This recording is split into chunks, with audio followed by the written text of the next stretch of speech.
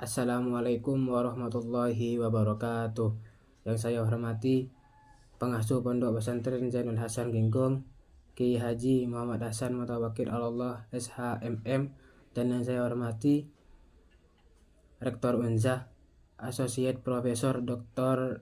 Abdul Aziz Wahab BAMAG, dan yang saya hormati Kaprodi Tadris Ilmu Pengetahuan Sosial dan dosen pengampu mata kuliah Konsep Dasar IPS Ustadz Babul Baharudin MPD. Perkenalkan, nama saya Muhammad Soleh Fikriansah dari Tadris Ilmu Pengetahuan Sosial.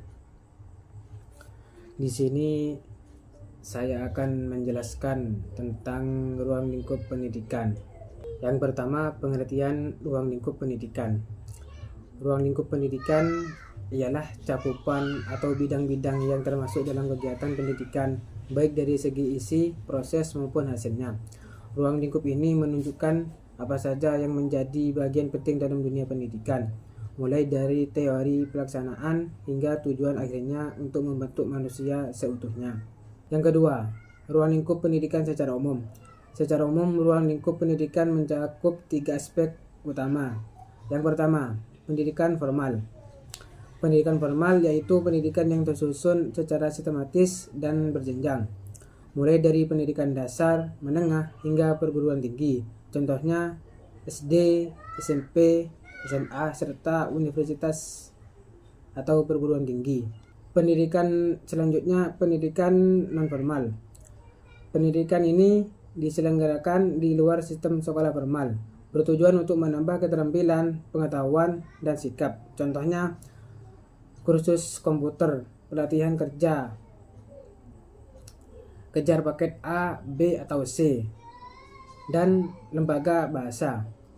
Selanjutnya, pendidikan informal. Pendidikan ini terjadi dalam keluarga dan lingkungan masyarakat, berlangsung secara alami tanpa kurikulum resmi. Contohnya, pendidikan moral dari orang tua, kebiasaan sopan santun, belajar dari pengalaman sosial.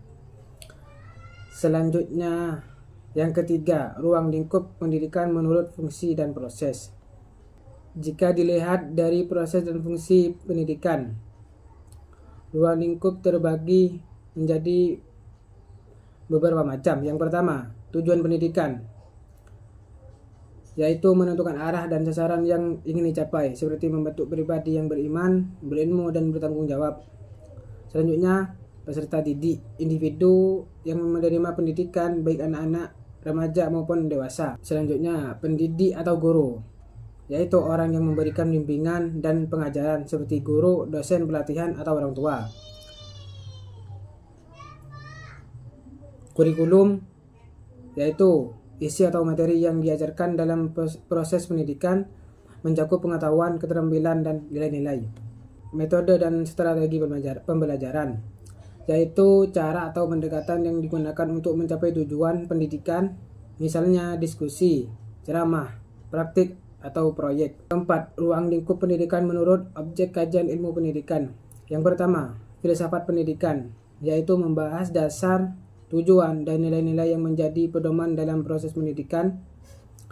Bidang ini menjawab pertanyaan seperti untuk apa manusia dididik dan nilai apa yang harus ditanamkan melalui pendidikan. Contohnya, filsafat pendidikan membantu menentukan arah pendidikan nasional agar sesuai dengan nilai-nilai Pancasila dan tujuan pembangunan bangsa. Yang kedua, psikologi pendidikan, yaitu mempelajari tingkah laku dan proses mental peserta didik dalam belajar. Ilmu ini membantu guru memahami bagaimana siswa berpikir, merasa, dan berperilaku agar proses pembelajaran lebih efektif. Dan yang ketiga, sosiologi pendidikan, yaitu pendidikan mengkaji hubungan antara pendidikan dan masyarakat. Bidang ini melihat bagaimana lembaga pendidikan mempengaruhi perubahan sosial, serta bagaimana faktor sosial seperti ekonomi, budaya, dan lingkungan memengaruhi keberhasilan belajar. Contohnya, perbedaan latar belakang sosial dapat memengaruhi kesempatan seseorang untuk memperoleh pendidikan yang berkualitas. Dan yang keempat, manajemen pendidikan. Manajemen pendidikan membahas perencanaan, pengorganisasian, pelaksanaan, dan pengawasan seluruh kegiatan pendidikan agar berjalan efektif dan efisien. Contohnya, kepala sekolah harus mampu mengatur tenaga pendidik, sarana prasarana, serta anggaran agar proses belajar mengajar berjalan optimal. Sampai sini penjelasan dari saya tentang ruang lingkup pendidikan. Apabila saya ada kesalahan atau kekhilafan dalam penjelasan dalam materi ini, saya mohon maaf sebesar-besarnya. Saya akhiri. Assalamualaikum warahmatullahi wabarakatuh.